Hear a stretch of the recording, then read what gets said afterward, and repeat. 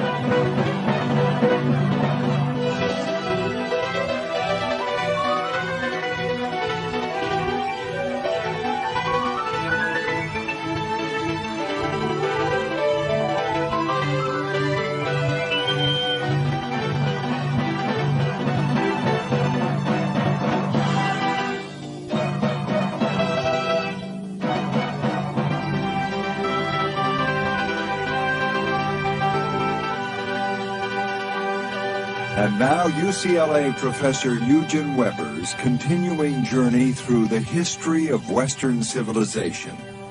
When we left Rome at the end of the 2nd century BC, it was triumphant in its growing wealth and power. But if you were an ordinary Roman, there was also a great deal to be worried about. The wars of expansion into Greece and Asia had dealt a terrible blow to small freehold farmers who were the mainstay of the Roman state. Those who went off to war returned to find their farms gone to pot, and they were the lucky ones. A lot of men never returned at all. Once back home, the survivors had trouble re-establishing their holdings. Cheap grain was now pouring in from the provinces, the same provinces, ironically, that the farmer soldiers had helped to conquer. With so much grain now available on the market, prices plummeted. Much of the farmer's land was better suited to other uses anyway, raising cattle or growing grapes or olives. And all of these could be worked cheaper on much larger spreads by slaves provided in great numbers and who furnished hard labor in return for bare subsistence.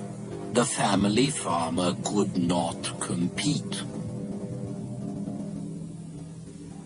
The rich who found the capital to buy up the small farms got richer, while the farmers got poorer, and a lot of them sold out to large landowners. They moved into the city to swell the number of proletarians, to live on the bounty of the state, and to be manipulated by the politicians.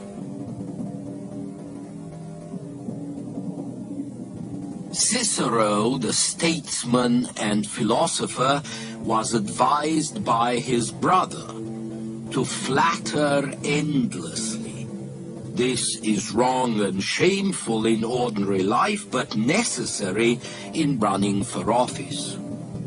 Let the voters say and think that you know them well, that you greet them by name, that you are generous and open-handed. If possible, accuse your competitors of having a bad reputation for crime, vice, or bribery.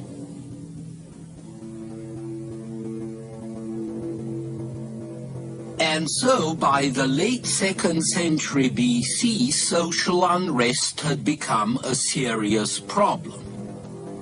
The displaced and needy masses were pressured by the rich, trying to squeeze as much as possible out of them, and this included the conservative Senate, which was indifferent to their plight. The poor of Rome had few political options.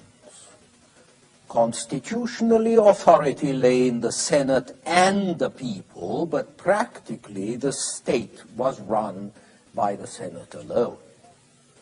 And this august body, with its massive authority and responsibilities, was really a municipal council that had been propelled into governing half the known world.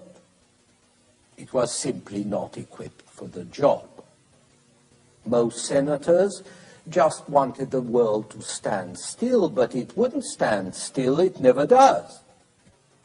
While the senators could handle foreign problems by simply throwing soldiers at them, social and economic problems were beyond them.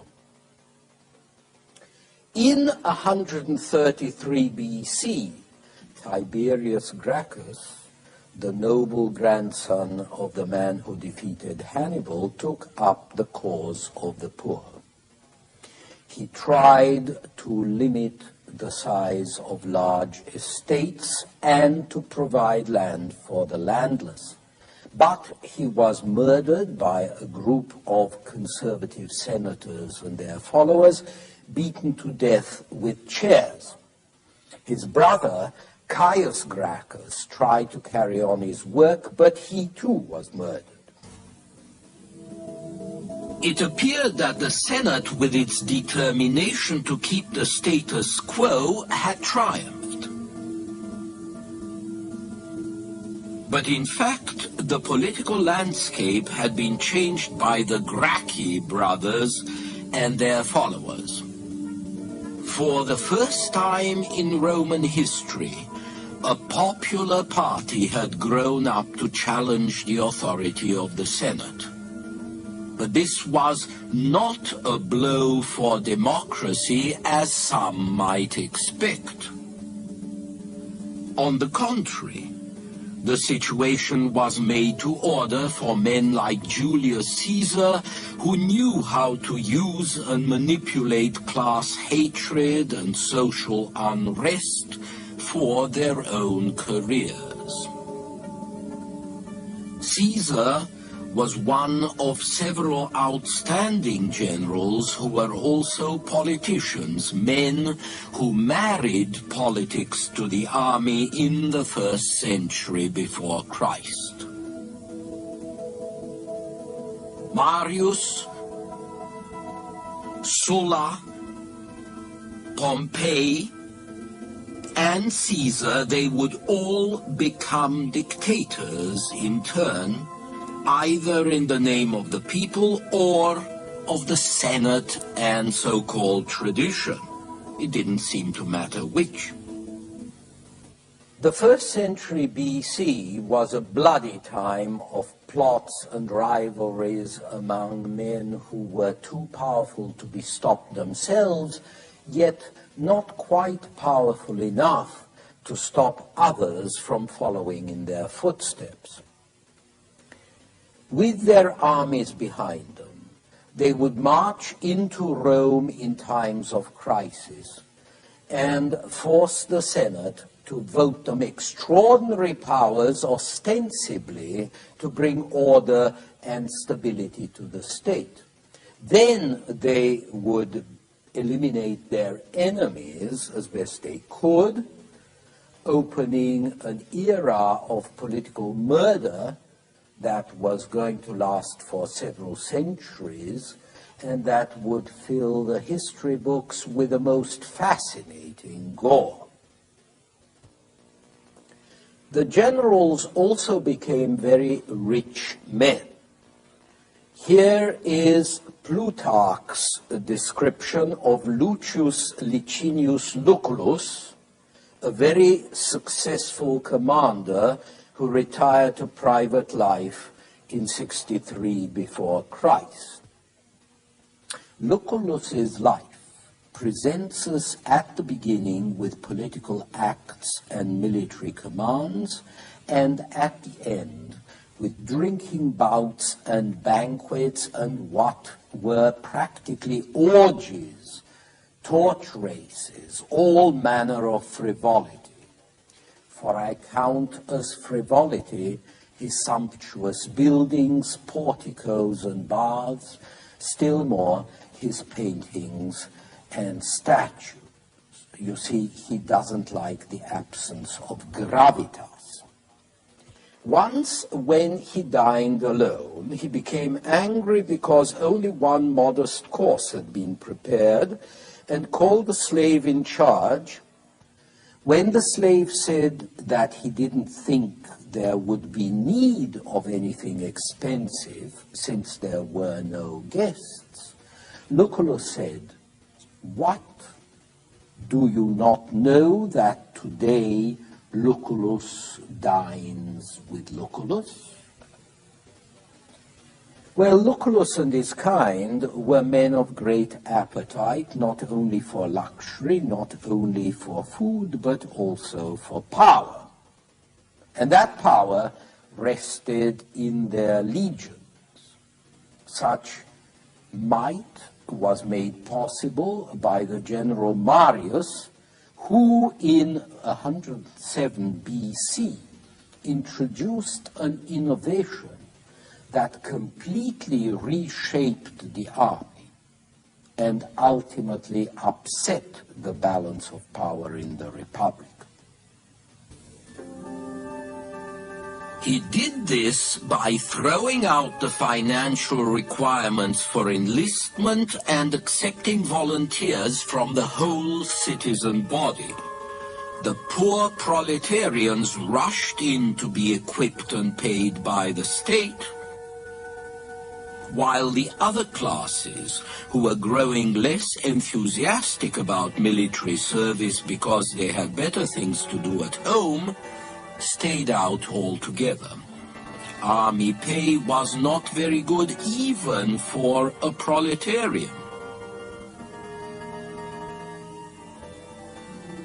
But a successful commander could be expected to provide his men with a share of the spoils or a parcel of land on discharge. And these rewards, which could substantially improve a man's life, were under the control of the general. It followed from this that the Roman legions were no longer loyal to the state, but to their commanders. Consider the Roman general Pompey, who lived from 106 to 48 BC. At the age of 28, Pompey was commissioned to raise an army to protect the Senate from other overly ambitious generals. He put down one major rebellion, but in the process his army became a private army, even to the point that his soldiers directed their oath of loyalty, not to Rome, but to him personally.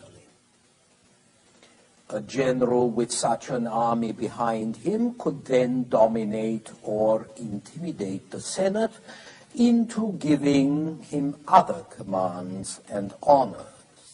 And from there, it was only a short step to using his power to brush aside the senators and legalize his hold on the state as well. This is what happened with Pompey and a number of others, until it became clear to every thinking Roman that the days of the Republic were numbered. It had become a government not of law, but of men, ambitious, powerful, ruthless men. The generals and their legions had proved so successful that Rome controlled an extraordinary amount of territory by the middle of the 1st century BC. But this expansion also brought with it new threats. In the east, there was the growing power of the Parthian Empire, which had taken the place of the Persians. In the north, there was the thundercloud of hostile Germanic peoples. In the south, there were Arab raids in Asia and Numidians in Africa, and even inside the Roman state, a lot of provinces were muttering volcanoes. The provincial governors appointed by Rome were changed each year, and their performance depended completely on their individual character. There was no permanent civil service to provide stability. Here we see provincial peasants paying their taxes. The revenues from the provinces were the chief source of income for Rome, and tax collection was invariably farmed out to joint stock companies of Roman capitalists who paid the state only a fraction of what they extorted from the native people. Something had to change, but what? The necessary reforms could not come from the Senate because it was too conservative and it was losing its grip anyway. And reforms were not likely to come from the radicals either, since they were mostly demagogues interested in power. So a lot of Romans began to think that the Republic would have to be replaced, probably by a single ruler. The question then arose of who that ruler was going to be, because in the chaotic conditions of the 1st century BC, several great men faced each other, each with his own army, each claiming to stand for Rome, each trying to keep it in his grasp. In the end, this struggle left Julius Caesar victorious. He took power in 46 BC, and at once the Senate rushed to load him with honors. The honor he liked best was the right to wear the triumphal laurel wreath at all times, because this made his baldness less conspicuous. But there were more serious advantages. He was voted consul and the first dictator for life. The month of his birth was called by his name, July. And he was given the title of Imperator, which used to mean simply victorious general, but which came to mean what it now signifies: emperor, sovereign ruler. Caesar did not live long to enjoy his power. After only 2 years of dictatorship, he was murdered in the Senate in 44 BC by men who were not willing to see the Republic die so easily. But the Republic was doomed in spite of the senators' efforts. there was another period of anarchy and bloody struggle before Julius Caesar's grandnephew, Octavian, vanquished his uncle's enemies and his own. In 31 before Christ, at the Battle of Actium, he defeated his last serious rival, Mark Antony, who had allied himself with the last Ptolemy queen of Egypt, Cleopatra. And so, Octavian was now the absolute master of the empire. He inherited all of Caesar's powers, and he increased them further. Within 4 years of Actium, the Senate conferred upon him a combination of military and religious titles, Emperor Augustus, and so he too got a month of his own.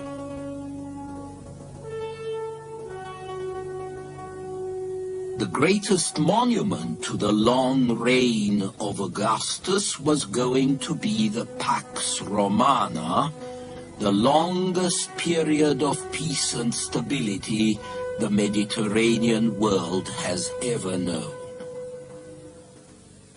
Augustus's two main props were the imperial bureaucracy and the imperial army of defense, which were both under his authority. Although ostensibly he ruled with the Senate, he saw to it that the Senate was colonized by his men and that the imperial civil service, which was nominally under Senate scrutiny, was filled with his choices too. In fact, he dominated everything. These civil servants would prove indispensable to the sprawling empire, and the growing number of administrators reflected a new degree of social mobility and opportunity, because these people were being recruited from the general body of citizens, not just the patricians. Sometimes they might even be ex-slaves or freedmen. At the same time, Augustus tried to reawaken Rome's citizens to their civic duties in order to keep them loyal to the state. He tried very hard to revive the old Roman virtues, using Roman history and legends very much as American history was once used to discourage small children from telling lies, or to encourage adults to patriotism and enterprise. All this, however, depended on the army, or rather on the fundamental stability and security that only the army could provide. Under Augustus, and for some time thereafter, every army commander depended directly on the emperor, not on the Senate or the people. He was no longer an entrepreneur, recruiting soldiers and gambling on his own abilities. He was an employee of the state who could be transferred from one army to another, just as generals are today. Except for the household troops of the emperor, the Praetorian Guard, shown here, the great bulk of the army was based along the frontiers, strung out in small garrisons and fortified camps along thousands of miles of imperial boundaries. Meanwhile, the old aggressiveness was disappearing, partly because everyone was heartily sick of fighting, and partly because, in the long run, war has to pay.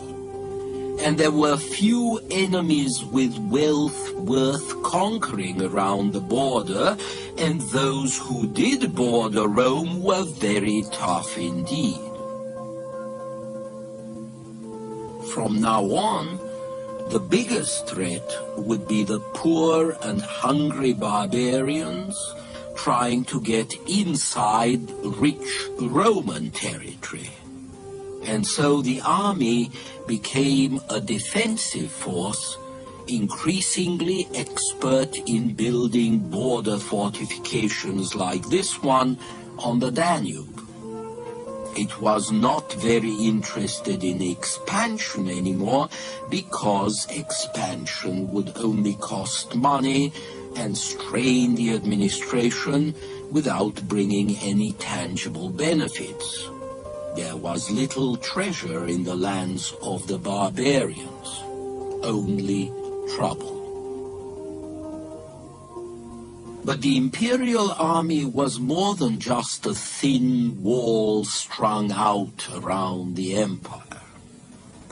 Its permanent camps became centers of urban development, centers of Roman civilization. Many of the great cities of Europe were born as army camps, from Vienna and Budapest to York, from Lisbon and Bordeaux to Cologne. The centuries of security that the Roman army ensured, and the roads it built, and the settlements it created, allowed Greco-Roman culture to take root so deeply that even when the barbarian invaders eventually broke through, they were not able to dispel it. A lot of our culture today is owed in no small part to those legions. Each army outpost bore the signs of Roman life, from its temples and public buildings to its theaters and baths. We talked earlier about the impact of Greek philosophy and learning. Now, in the West, with a mark of Rome everywhere, education in Latin became an important vehicle for social mobility, especially for civil servants. And it was also a vehicle for socialization to teach the conservative values of the Roman ruling class. In architecture, the Romans developed the dome and large-scale vaulting, and the whole concept of vast, impressive interior space that had not much interested the Greeks. These were spectacular architectural advances. Still, to a layman like myself, the main contribution of the Romans was to take Greek designs and make them larger and grander. Roman architecture also made vast advances in engineering.